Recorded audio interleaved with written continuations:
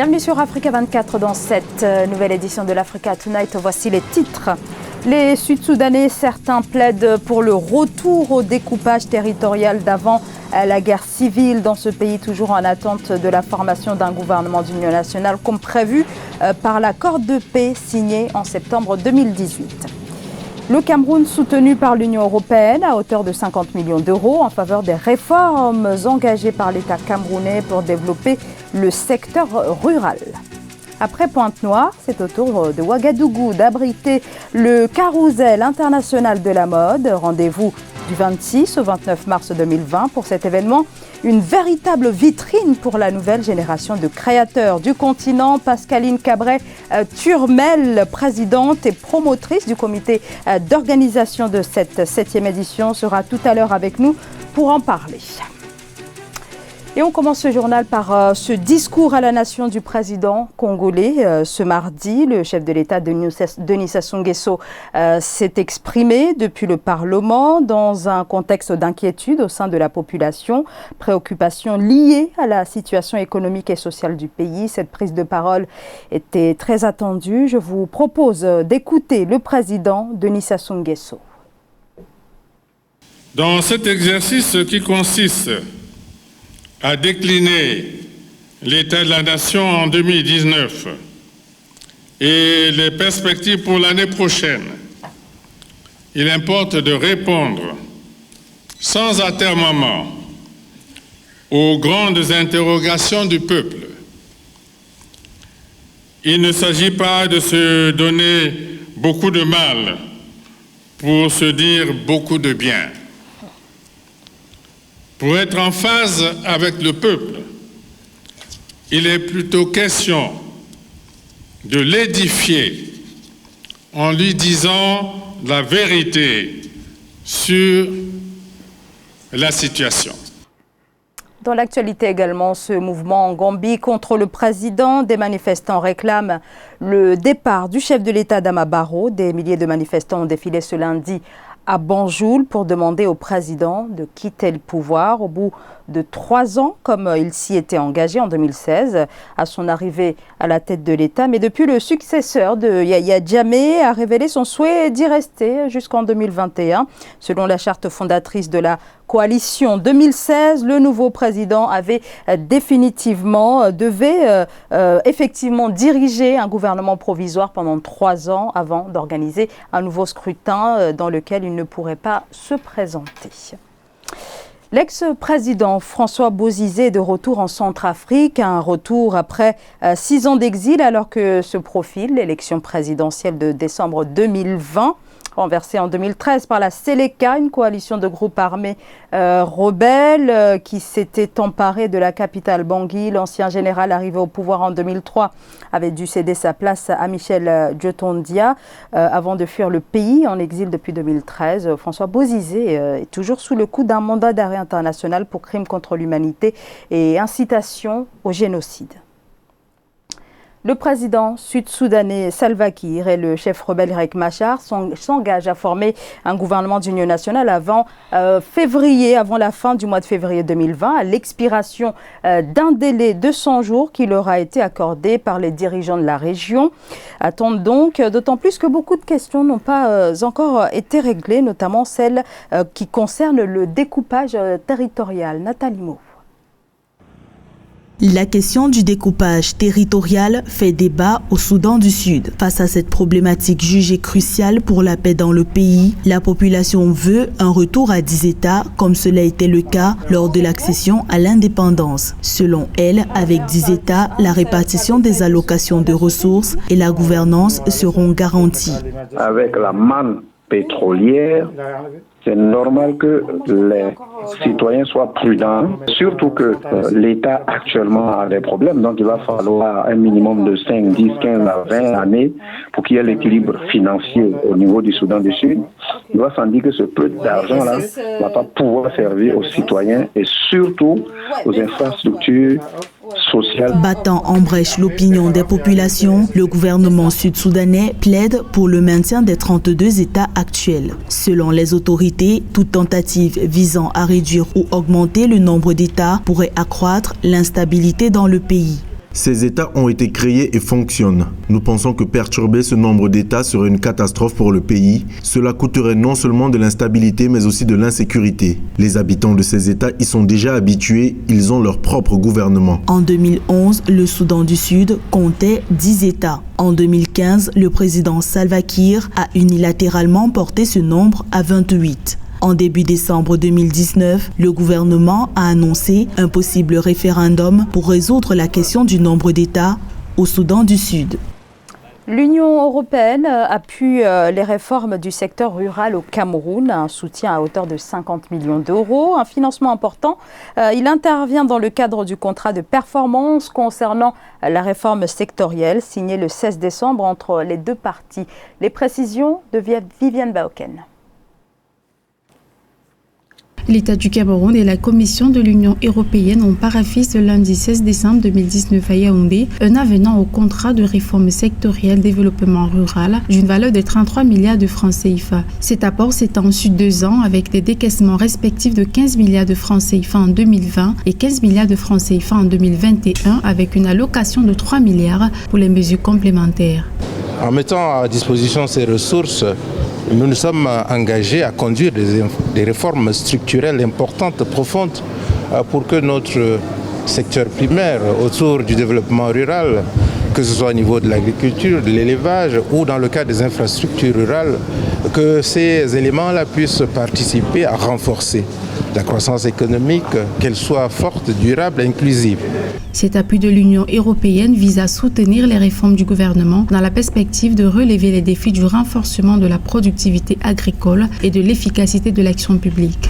Et nous sommes concernés par des indicateurs qui concernent la production d'une semence de qualité, la mise en place des inspecteurs et des contrôleurs de semences, la réforme du fonds semencier qui avant était une caisse d'affectation spéciale et qui ne l'est plus depuis la loi des finances 2020. Rappelons que la signature de cet avenant porte à 150 millions d'euros, soit 98 milliards de francs CFA sous forme de dons, l'engagement à l'appui budgétaire de l'Union européenne au gouvernement camerounais sur la période 2017-2021. Dans la filière extractive, les mines rwandaises font face au défi de l'industrialisation. Le Rwanda qui pourtant indique vouloir attirer les investisseurs étrangers pour professionnaliser un secteur encore artisanal, filière qui accuse une importante baisse de revenus. Nelly Claude Bessa.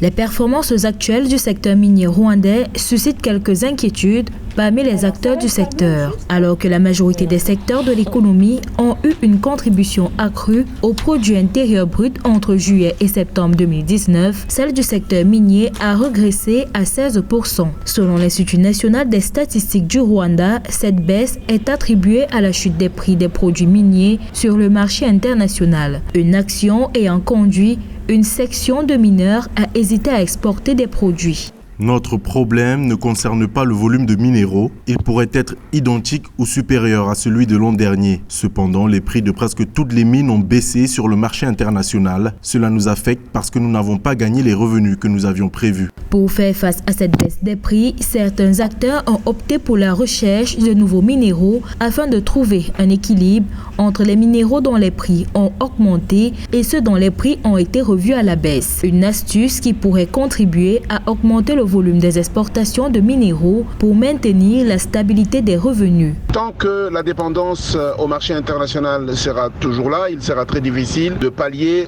dans l'immédiat ou dans le très court terme. Et donc la seule façon de faire les choses, c'est d'avoir 3 ou 4 autres piliers de solidité économique, l'agriculture ou bien d'autres secteurs. Le pays investit des efforts considérables pour transformer le secteur minier en une industrie dynamique et efficace, capable de contribuer largement à l'économie en croissance du pays. Le Rwanda vise à collecter 800 millions de dollars d'ici 2020 et 1,5 milliard de dollars d'ici 2024.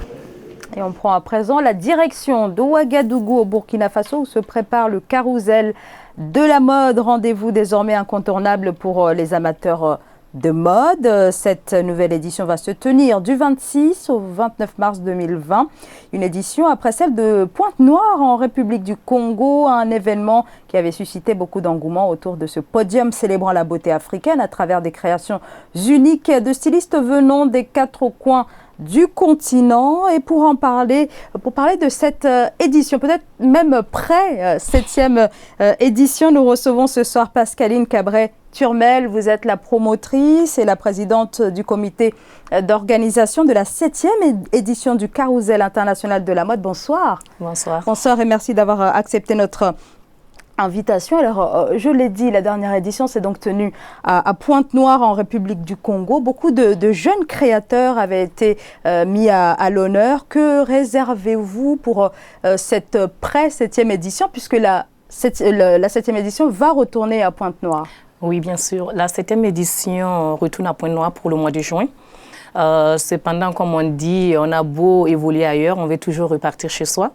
Et d'où la première édition Carrousel de la mode Ouagadougou pour le mois de mars. Alors, sur le plan culturel, on connaît Ouagadougou, surtout pour le FESPACO, il faut bien le dire, oui. Le Festival panafricain du cinéma. Et désormais, la mode, à travers cet événement, quelle est la spécificité de cette capitale du Burkina Faso, sa spécificité par rapport à la mode, justement, à ce secteur? La mode est en pleine croissance. On a beaucoup d'événements sur place qui mettent aussi bien les jeunes créateurs en avant. Mais actuellement, on est beaucoup aussi sur la valorisation du textile africain, et d'où une partie de la lutte du Carrousel de la mode aussi. Alors, pourquoi Pointe-Noire garde, on va dire, l'exclusivité de l'organisation de cet événement et non Ouagadougou, par exemple? Disons que le Carrousel de la mode, c'est une longue histoire parce que nous avons commencé plutôt en 2006-2007 où j'étais avec un groupe d'amis en fait où on avait ouvert une agence. On avait fait une première et une deuxième édition en 2006-2007. Pour des raisons maritales, je me suis retrouvée à Pointe-Noire, d'où j'ai continué mon rêve sur place. Du coup, je ne suis plus revenue sur Ouaga pour continuer. Et c'est là qu'on a eu la première édition du Carrousel de la mode sur Pointe-Noire en 2014. Et l'année prochaine, on sera à la 7e édition. Mais j'ai eu envie de repartir chez moi pour reprendre où j'avais laissé la machine. Donc, on aura prochaine édition, Carrousel de la mode, mais première édition, parce que je reprends à zéro, pour le mois de mars, du 26 au 29. D'accord. Alors, est-ce que ce choix de Ouagadougou a été facile à imposer au comité d'organisation? Oui, bien sûr, ça a été facile puisque je viens de là. Vous êtes la présidente, il faut bien le dire. Ça a été facile parce que avant d'être à Pointe-Noire, je suis quand même de nationalité burkinabé et j'ai été mannequin au Burkina pendant 10 ans, de 2007 à 2017. Donc, c'est tout à fait normal. Je repars chez moi pour lutter avec ceux qui sont déjà sur place pour l'évolution de la mode, en fait. Alors, vous êtes dans le secteur depuis extrêmement longtemps, on l'a bien compris. Il y a aussi beaucoup de créateurs, on pense notamment à Karim Tassi, Maureen Haïté et bien d'autres encore. Comment expliquer cet engouement autour de la mode africaine? On remarque de plus en plus, par exemple, sur les États-Unis, qu'il y a beaucoup de stars américains qui portent des imprimés africains. Je pense qu'on est à l'ère de la gloire africaine, si on peut dire ainsi, sur la mode. Et nous avons beaucoup à prouver, nous avons beaucoup de tissus, nous avons des stylistes comme par exemple Patéo, qui est le parrain de cette année, qui n'est plus à présenter en fait. Je pense que les stylistes africains réclament leur identité de plus en plus et qu'ils se font entendre, tout simplement. Mais alors, est-ce que les créateurs parviennent à vivre de leur art, on a envie de dire? Parce que beaucoup déplorent justement le manque de financement, le fait que les États ne s'impliquent pas suffisamment pour développer le secteur. Je ne dirais pas tous les stylistes, disons que ça se compte au bout des doigts. Mais je pense que il faut d'abord que les stylistes africains comprennent que c'est un métier, parce qu'il y a beaucoup qui vont dans la mode en fait en tant que passion. Donc, ils ne savent pas forcément qu'on peut vivre de ce métier. Et d'où, justement, pendant le carrousel, on parle aussi des métiers de la mode pour les faire comprendre que, voilà, c'est un métier, on peut vivre de ça, on peut être mannequin et vivre de ça, on peut être styliste. Donc, je pense que il faut une formation. Les gens ont besoin de formation pour comprendre et puis Ça fait partie aussi de la lutte du carrousel de la mode. Merci beaucoup Pascaline Cabret-Turmel, merci à vous d'avoir été notre invitée ce soir. Pascaline Cabret-Turmel, présidente et promotrice. Du comité d'organisation de la 7e édition du Carrousel international de la mode qui va donc se tenir, alors je parle sous votre contrôle bien sûr, du 26 au 29 mars 2020 à Ouagadougou. Ah oui. Merci beaucoup. Et on retourne au Soudan du Sud où le risque de famine est réel, alerte l'ONU. Des millions de personnes dans ce pays sont dans une situation d'insécurité alimentaire extrêmement grave. Une aide humanitaire accrue et un meilleur accès à cette aide sont indispensables et de toute urgence. Le point sur la situation avec Siamlo Victoria Sedji. Menace de famine au Soudan du Sud. Près de 5,5 millions de personnes ne sont pas à l'abri du fléau selon le Programme alimentaire mondial PAM. Les aléas climatiques avec leur lot de sécheresse et d'inondations ont eu de terribles répercussions sur le pays. 1 million de personnes ont été directement touchées par les inondations. Tous les ingrédients sont réunis pour la survenue d'une famine en 2020, à moins que nous ne prenions des mesures immédiates pour accroître nos livraisons d'aide dans les zones affectées par les inondations et les pertes alimentaires. Le PAM a déclaré un besoin de 270 millions de dollars dans l'urgence pour une aide alimentaire d'ici le premier semestre 2020. Certains partenaires comme les États-Unis ont annoncé en novembre 2019 92,5 millions de dollars. Les données montrent déjà que le taux de malnutrition sévère pour les enfants de moins de 5 ans est passé de 13% en 2018 à 19% en 2019. Un seuil critique. Jusqu'à maintenant, on n'a pas eu d'autres annonces aussi importantes. Aujourd'hui, on sait quand même qu'il y a autour du Soudan, notamment l'Union européenne, qui fait déjà quelque chose. Les États-Unis annoncent déjà ces 92 millions. Je pense quand même que l'Union européenne va encore mettre la main dans la poche pour apporter une partie de cet argent. Mais je ne suis pas convaincu que ces deux puissent globaliser l'ensemble de ces 270 millions. Suite aux pluies torrentielles qui ont frappé le Soudan du Sud en 3 mois, l'exécutif a déclaré l'état d'urgence en octobre. Plus de 30 comtés sur les 90 que compte le pays ont été touchés. Ce journal a été réalisé par l'ensemble de la rédaction. Merci de votre fidélité. Dans un instant, une nouvelle édition de l'actualité sur Africa 24.